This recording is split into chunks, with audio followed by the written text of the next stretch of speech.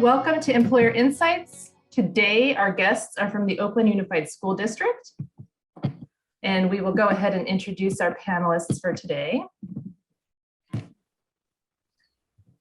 First and foremost, I am your host today. I'm Anita Manuel. I am the Interim Director for the Career Center here at San Jose State, and I'm joined from the SJSU team by my colleagues Patrick Harris, Employer Engagement Specialist. There's Patrick waving, and Juan Vasquez. There he is. They'll be manning the chat. So if there are questions that come up during the chat or something that you want to be sure that we connect with the panelists on, just drop it in there. There's also a check-in form. So either Juan or Patrick will drop that link in the chat. That enables us to know who registered today. And then also if there's any follow-up information, including the recording for today, we can send that to you directly. And it is my pleasure to welcome today's guests, and I'll have them introduce themselves briefly, but we're joined by Cecilia Terrazas, Coordinator of Diversity and Inclusion. There she is. Hi. Yves Delphine. Hello, how are you? And then last but not least, Marisa Villegas, Latino Student Achievement Coordinator. Marisa Villegas. Hi, nice to see everyone. Welcome. Thank you, Villegas. Thank you for the correction. Now that we are introduced, some of the students may be putting in the chat, their names and majors, so you can go ahead and look at that to see who might be in our audience today. And we will get started with some questions for our panel. So first and foremost, if each one of you can maybe just take a chance to tell us a little bit about your role at the Oakland Unified School District and how you got started in your career. How did you get your start in education? And whoever wants to go first can go first.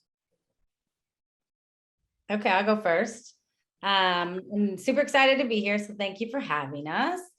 My role, so I'm the coordinator of diversity inclusion, and my role is really supporting recruiting and retaining more Latino teachers and staff. Obviously, we hire qualified candidates, but also we're hoping to get parity with the amount of Latino students we have, which are 44%, with the amount of teaching staff, which is 18%.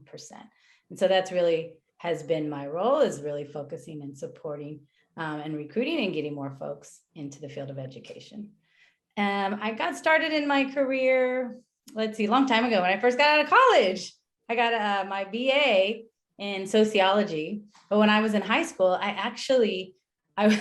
I said was I always knew I wanted to help people. I have an experience of a lot of trauma way back, and so the idea was, how do I help people who had experienced things like me? And so I was like, oh, I'm going to be a child psychologist, and I'm going to make a lot of money, but I'm still going to help people.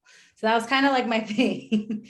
But what ended up happening is I did some tutoring and while I was in college, and I just got really exposed to young people. And I thought, I'm actually going to go back to my own high school and I can make a difference there. And so that's how I got in. I went in, I started as a substitute day to day. And then probably 2 months in, bam, they gave me a full-time job. And so from there, I went from teacher and I taught social studies, ethnic studies. I taught a variety of things. And then I took a break. I got a master's in social work. I did social work for a little while. And then I came back to education to teach again, and then I got my administrative credential. So there really is all kinds of different things in education. Absolutely, and lots of opportunities for growth and change and additional education along the way. That's amazing. Marisa or Yves, would you like to go next? Sure. My name is Yves Delphine. Very nice and honored to be here. Thank you for having us. I'm currently a Latino Student Achievement Specialist for the Office of Equity in OUSD, which means all things Latino, but including and coordinating with our other affinity specialists who we have in the Office of Equity. We have Arab American, African American Female Excellence, African American Male Achievement, and we have our APISA folks, which are the Asian Pacific Islander folks as well. And we are all committed to our own communities, but at the same time committed to being in solidarity and making sure that we have academic and community achievement in general. I started out, well, my mom was in education. She was a teacher. She was a Spanish teacher, and then she was principal. So I've always been around schools, no matter what. Once you're a principal, and if you have kids, you're going to be at the school because the first one's there and the last one's out, which is actually one of the reasons I got into education. I started out as a case manager. I worked in schools and the libraries and school libraries, but I started out mostly in social work. So I have a BA in psychology and social and cognitive science, and actually went all through community college and transferred to four-year university, went to UCs, and then then went to get my master's in interdisciplinary humanities, because at the time UC Merced was very new and they didn't have all the categories yet. And so I started as a case manager, and I worked with predominantly students in continuation schools and those students who were systems impacted, either foster, exploited, or coming from detention in juvenile hall. And from that, I was an internship coordinator, did some other things with students, and then I got a community school manager, which is kind of like a co-principalship. And so I was a community school manager for 11 years and helped principals run schools. Resources, services, I ran coordination of services team, attendance team, culture and climate, and family engagement. Wow. And then I got this position last July, which is a great and wonderful place to be. That's amazing. And I think that what's interesting is the exposure that you got at such an early age, just through family, being the daughter of a principal, like, happened to be here, but then you got to kind of get firsthand knowledge of what happens in a school. Mm-hmm. Very, very interesting. Right. Thank you. And Marisa?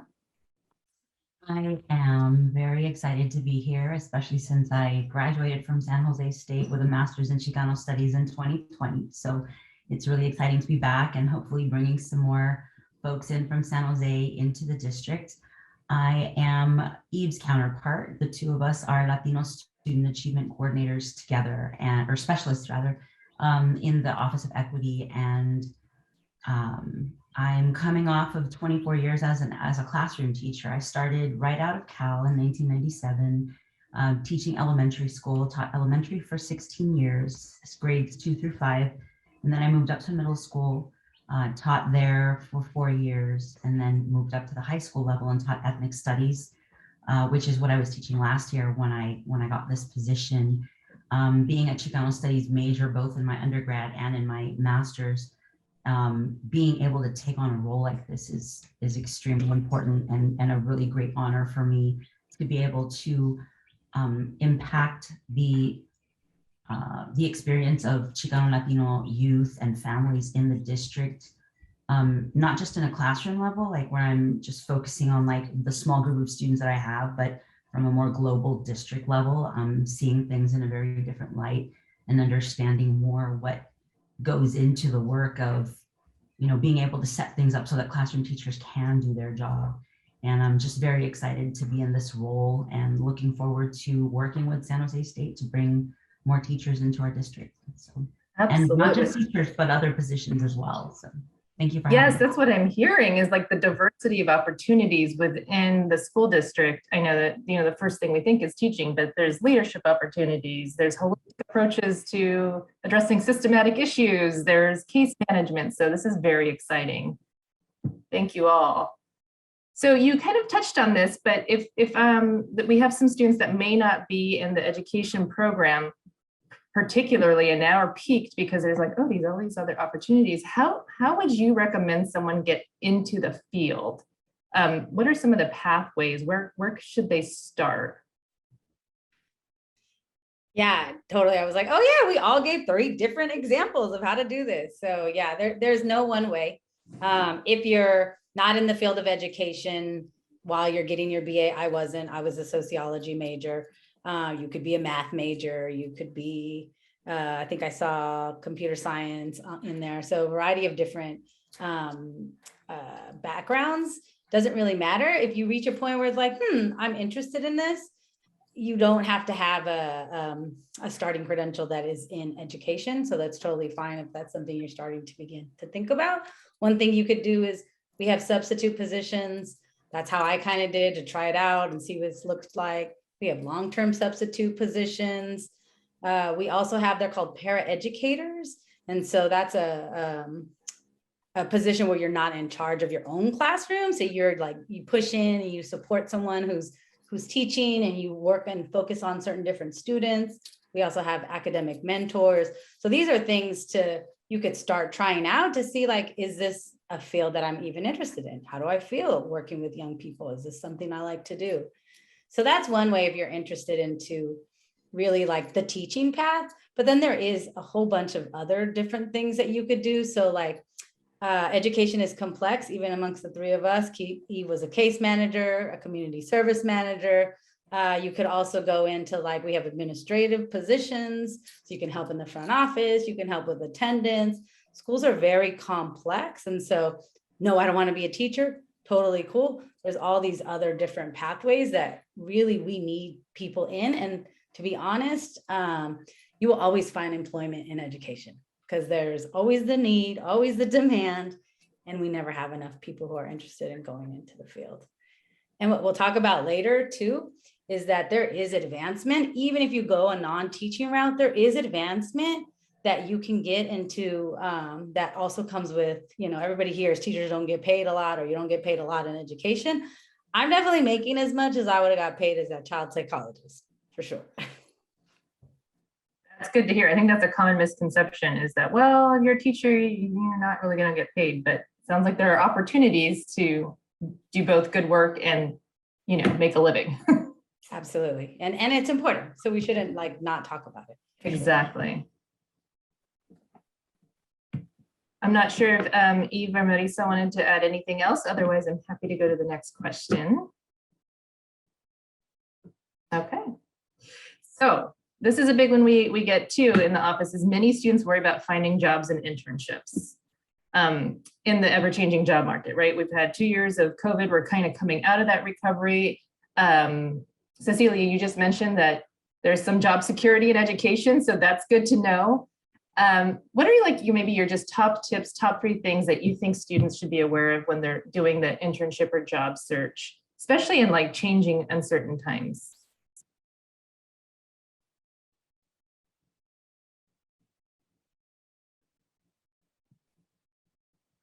I would say for me, I know there are some community-based organizations that have that are working in schools. So that's another way, kind of like the second question, what are some different pathways?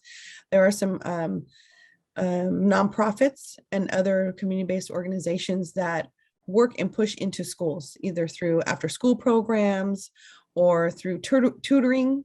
I know in Oakland, there's an organization called East Bay Consortium, and they hire college students to help tutor. They train and then help tutor and then mentor and help them to become, and then also become teacher credentials. Well, they actually refer them to us, or we would refer them to Cecilia if that's what the pathway they wanted to go to. So there's a lot of opportunity to be able to see. I know when I was at Cal, they had like a career center, and I would go there and I found an internship with the mayor at the time. And so there are ways, I think at the time it was called Cal in the City. I'm not sure what it's called now. But and I know San Jose State has an office like that, because I've been there, where that you can find different internships in ways that you think it's not really in education, but it can turn into something that's in education. I didn't know as a case manager that I would become a co-principal in my next job, like kind of a co-principal. It can happen, and there are a lot of ways to be and different careers in education that aren't teaching, but teaching is also part of it. I've done teaching as well. I've taught preschool, and I also did girls groups and affinity groups in the different schools, because that's what they needed. And there's a lot of yes, you get paid and you can get paid, but it's also fulfilling. For me, the reason I do this job is because it feeds me, it fulfills me, and I'm able to give back to my community. Yes, and today's session is hosted by the Career Center. So all of us here work at the Career Center. So we definitely have a number of listings for internships and positions both in education on Handshake, but also nonprofits, also some of these other areas that have been mentioned. So just, is there, for example, if you could say the number one website of a student, they sometimes will say, what website should I go to? Where can I find these positions? Okay, so a lot of them are posted on Handshake, but is it going to the district website? Are y'all looking on an Indeed? Like, how do I find these positions? I look on EdJoin, At Joint, yes. EdJoin, and OUSD posts all of their positions on EdJoin. Mhm. Yeah, EdJoin, I say is like the number one place people go for education. Yep. But I would also encourage you to like, if you're thinking about a certain school district and you're like, hey, let me go to their website, because they're also going to be posting jobs on their website. We do as well. LinkedIn is another place where we post our websites, and Indeed as well. But EdJoin is like the huge one where you'll get all across the state of California. You will get those from. So maybe Patrick or Juan, can you drop that in the chat and join? I think it's edjoin.org, but that would be helpful. Yeah, Marisa put it in there too. Thank you, Marisa. Awesome. So that kind of brings us to our next question that we get a lot is, so what experiences might count on my resume that you'll actually look at when we apply? So how can students now build relevant skills and experience to be strong candidates for careers in education? Do class projects count as experience? Can they add that to their resume? Are co-curricular activities okay? Because a lot of times students feel like they don't have enough experience to put on the resume, but found that a lot of times their projects count, co-curriculars count. What are your thoughts on that? So I would say yes, class projects count, but also any kind of volunteer service that you might have done. I know I have a daughter that did some volunteering at the Latin American Museum. And so all those details and skills that you learn in those places are also places where you can get a reference if you're doing well in that internship or even that volunteer. I would say keep a portfolio, or maybe if you have a website of your own, of yourself, maybe blog your work with examples of your projects and the work that you've done. And like I said, get involved, volunteer, even leadership experience if you're in a club, or if you've helped, do phone banking or precinct walking or something in your school that has to do with something in the community. Those are all things that work and count as relevant experience. That's great to hear, because I know many of our students have done that or are doing even on-campus jobs that are related to tutoring, peer mentoring, and those are transferable to anything that has to do like what was it in financial aid, study, I forget what it's called at this moment, but work study. That work study also counts towards your experience. Absolutely. And I would also say lived experience is very valuable as well. Your lived experience and your experiences coming up in whatever community, or your lived experience is also valuable as well. That's a great point. How would you recommend putting your lived experience? Like, how do you share that? Would it be on a resume? Would it be like a cover letter? How would a student share their lived? That's a good question. I was more thinking like in the interview process. In the interview process, okay. You would refer to your lived experience. I mean, you might not want to tell all your little details, and of course your life is your own private, but whatever things that you want to say, like I have had experience in this community with this kind of area of need, and then so I would know how to speak to students of, or be able to help problem solve in this way, or be a thought partner. I also think you could probably do a one-liner in your cover letter. I'm usually like first generation Latina who's experienced a lot of trauma, have worked with diverse communities. One sentence. Right. That is like things I want to share, because you don't have to share that at all. But that does give you that helps you stand out in a way, but that is unique to you. And then you bring with you your passions or whatever, because we're grounded in who we are and where we come from. Yes, I forgot about the cover letter. Cover letter is a great place to put in, I come from this community with a high need of whatever, and I understand how to be able to help problem solve in these areas. Perfect. So second question to that is, does an actual person ever read the resumes when they're submitted online, or even cover letters? Do you read cover letters anymore? That this comes up all the time for us. So yes, cover letters and resumes are definitely read. I have sat on many hiring committees for fellow teachers or for administrators, and we definitely pay attention to cover letters and resumes. And just to touch on the previous question, it helps a lot to kind of glean from the cover letter a sense of like, who is this person that we're interviewing? Because we're looking at data on a resume and it's great to see all the information there. But I think that when you can have your cover letter kind of like speak for you in a way, we get a sense of the voice of the person that we're going to be interviewing. Even before we interview them, it really helps, I think. In terms of resumes also, they are definitely read. Do your best to try to keep it to like 1 to 2 pages. Have your biggest assets listed first. For example, if you are focusing on education, you already have taken some classes or you're already about to reach your degree or have reached your degree, make sure that that's listed on there. Also, any languages that you speak that are not English, of course, list those on there because that's definitely going to give you points, I guess, in terms of, we need bilingual folks, we need multilingual folks. So also whatever skills you have in terms of if you've done internships or you've done volunteer work, and those skills can also reflect on what you're able to do as an educator. So it doesn't necessarily mean that you have to be credentialed, but you may have the skills that can get you through the door. And then from there, you work on building a credential. And I think, again, just letting your voice reflect in your words. You want to be professional, but you also want to be yourself when you're speaking.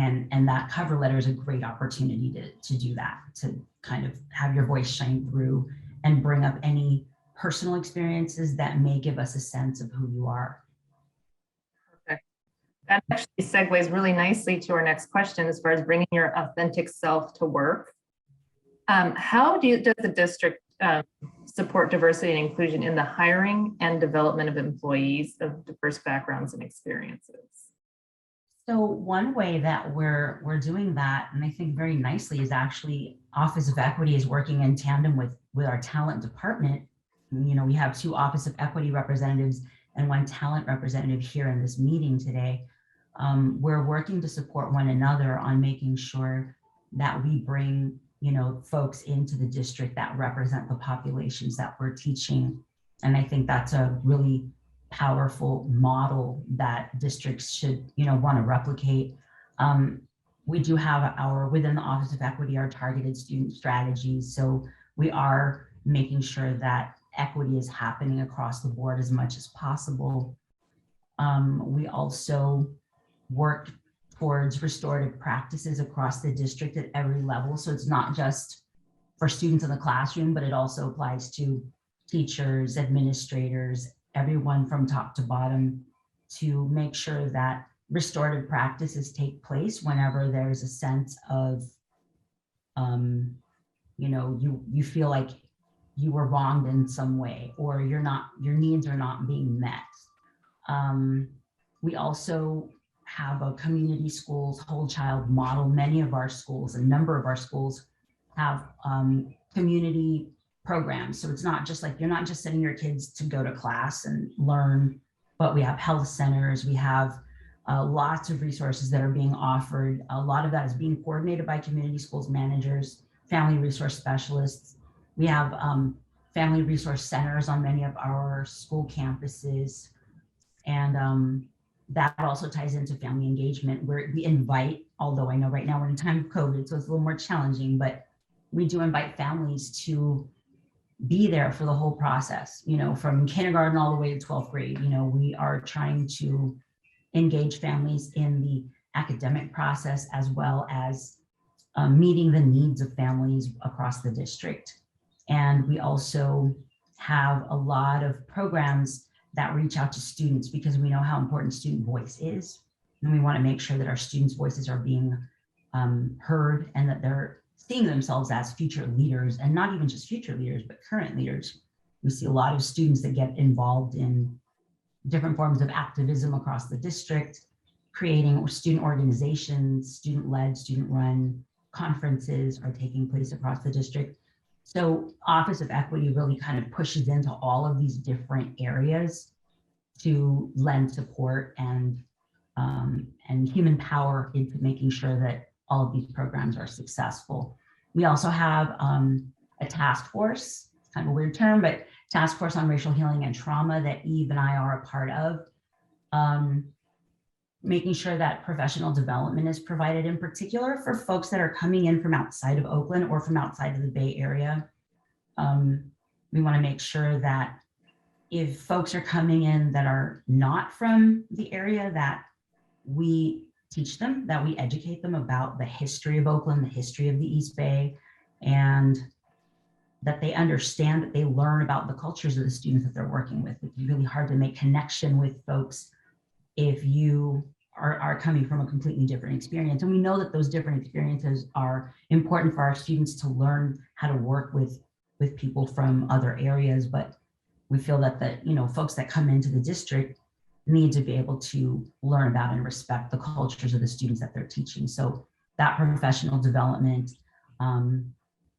fighting against anti-racist curriculum or systems within the district is extremely important. We also provide affinity spaces for educators and for other staff as well.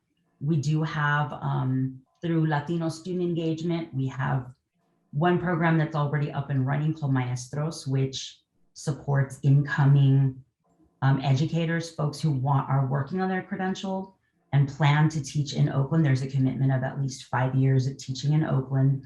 We provide $4,000 towards, it could be towards their credential work or towards some type of professional development, anything that is working to get them to get their credential.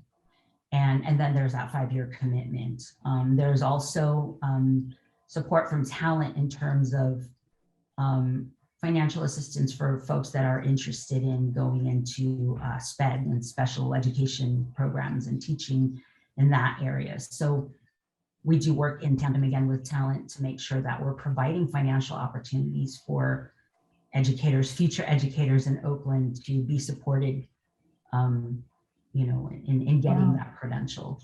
And we're also working on rolling out for next year a program to support already existing Latino educators called Maestros Veteranos. So that's for folks that have been teaching in the district 5 or more years, because we know that as we focus on recruitment, we don't want to forget that we also need to retain folks, right? Yes. So we want to make sure that we're providing that support along the way, and it isn't just like, okay, let's get you in and then you're on your own, right? Yeah. And so of course, these types of things are happening at different levels within each of the targeted initiatives, and we do have that commitment to bringing more Black and Brown educators and staff members into the district to be able to, most importantly, reflect the students that we're serving and the families that we're supporting.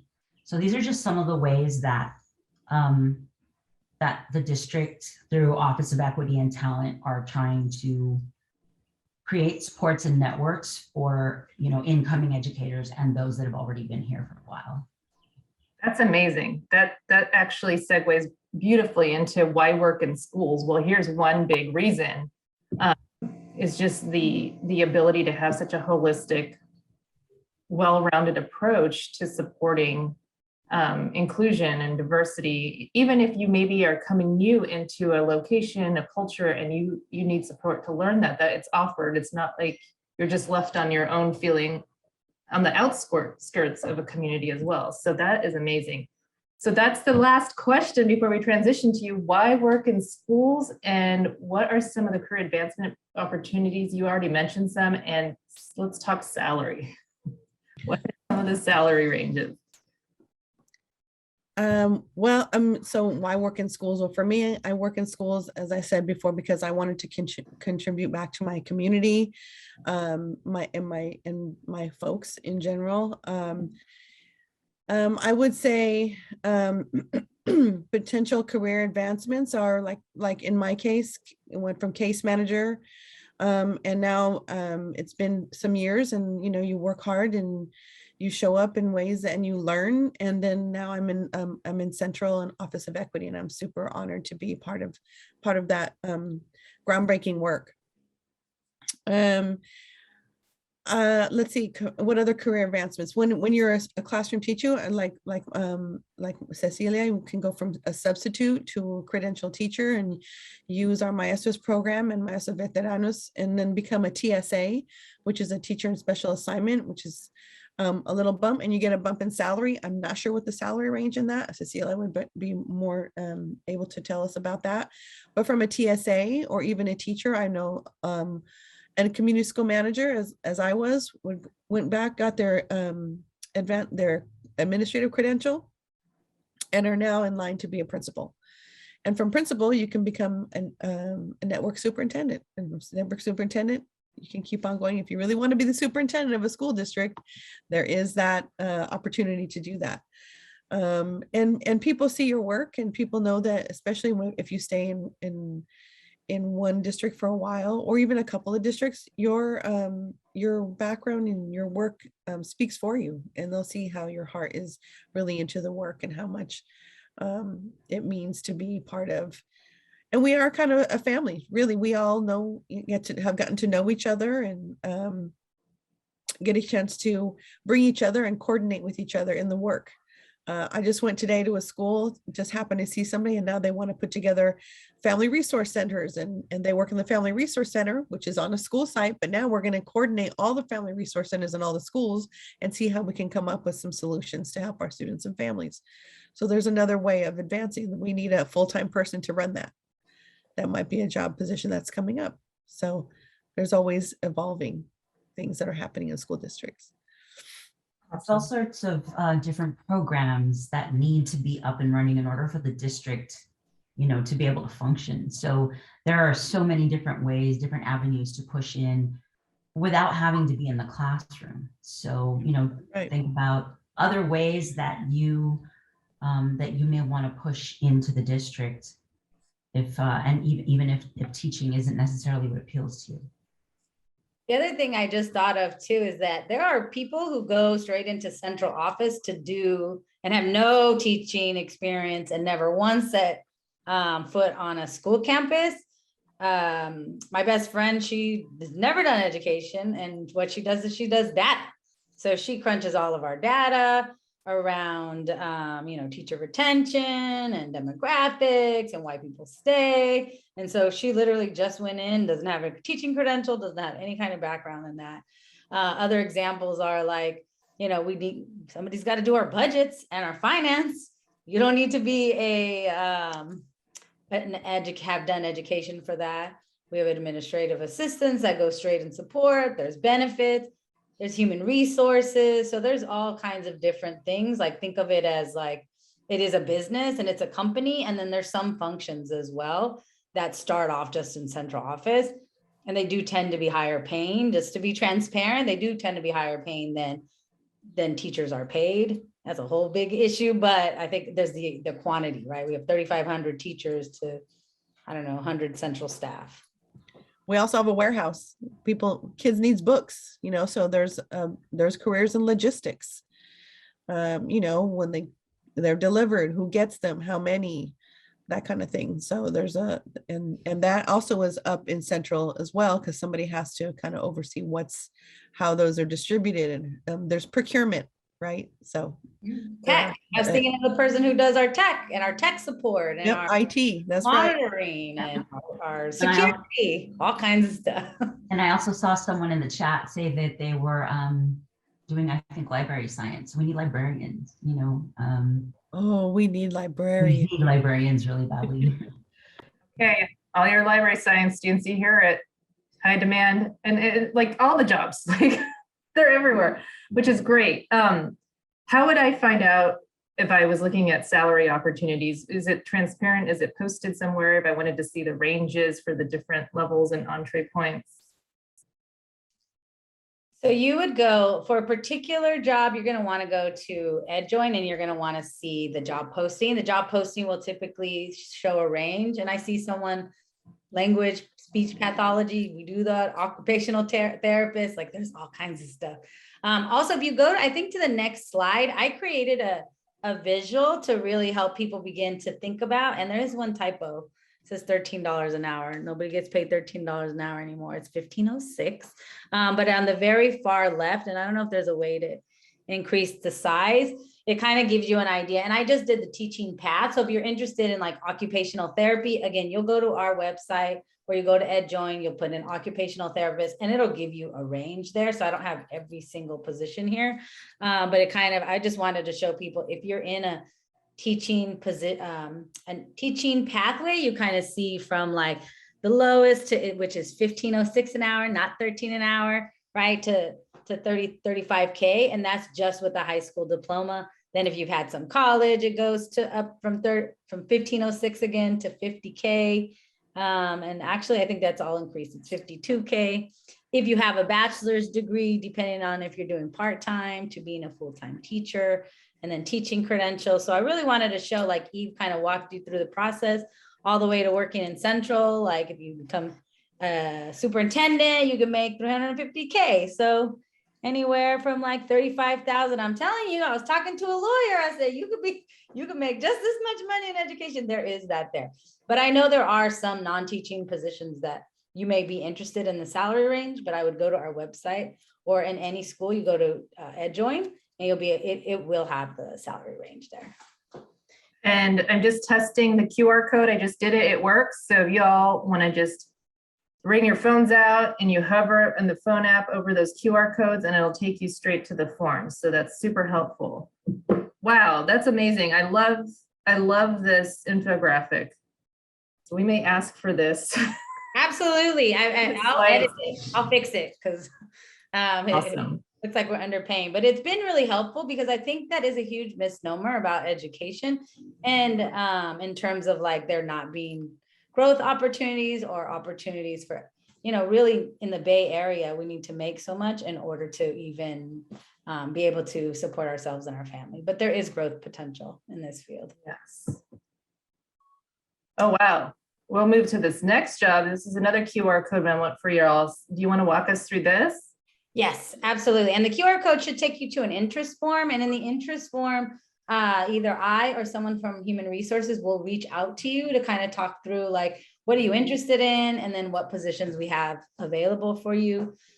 This here is what I did was I pulled out not just education focused positions, but also non-education focused. So if you have a BA or less, these are the jobs that would be your entry points. So you could be with a bachelor's, you can get an emergency credentialed teacher. So like I said, I started off as a sub and I immediately became an emergency credentialed teacher. And you have actually 3 years to try to figure out, how to get into the program and pass the test. And these are all things that we help you with. And it's hard. Definitely that's a hard path, but we find that is a path some people are interested in taking. You could be with the BA, you could also be an ISS. So it's an instructional support specialist. That's when you don't have your own classroom, but you support in the classroom. And if you have a BA, then you're already getting a bump, because if you don't have a BA, you're considered a paraeducator and you get a different pay. I think that's the minimum wage pay. Other positions are in there is like you could be an assistant to the Newcomer Learning Lab. Our newcomers are international students, brand new students to this country. I believe 3 years or less. And so it's supporting with that population. Part-time positions, new supervisor, a PE attendant. We also don't talk about early education, but we have that as well. If you have 6 units of early childhood education, you could be an assistant. If you have 24, you could be a teacher. Wow. We also have nutrition services and attendance specialists and bilingual attendance specialists. You could also be substitutes for clerical. So like front desk person goes out, you could be a sub for someone in the front desk. So you don't have to have a consistent. Those things are good if you're like, you could be in school. And so, I only went to school 3 days a week. So the other 2 days I wanted to work. So you could do substitute, either like clerical. You could also do teacher substitute, and you get to choose. I want to work this day and this day. Right now, our subs are paying $279.06 a day. That's for teaching subs, early childhood education subs. Like, they're really well paying. So something to think about. We have early literacy tutors. We have also substitute custodians, same thing. You have a custodian who's out, there's support there, food services, and then bilingual community assistance. Wow. So kinds of entry. These are more entry-level jobs. Right, but also like some of them are part-time, or like you're saying, you could pick specific days to sub. So, for students who need some flexibility in schedules, or, are looking for just some part-time work to maybe get their foot in the door, those are some great opportunities. It's almost like a mini internship. Oh yeah, absolutely. Okay, so wonderful information. Thank you so much for sharing with us.